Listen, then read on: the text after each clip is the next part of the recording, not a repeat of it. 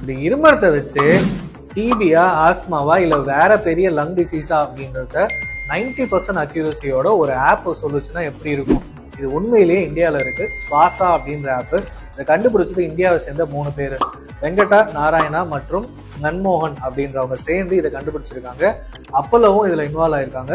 கூகுளோட here AI மாடலும் இதுல use பண்ணிருக்காங்க. இது வரைக்கும் இவங்க கிட்ட இருக்கிற டேட்டா வச்சு இருமரத்தை டெஸ்ட் பண்ணி பார்த்ததுல 90% அக்யூரசி வந்திருக்கு அப்படின்னு சொல்லியிருக்காங்க.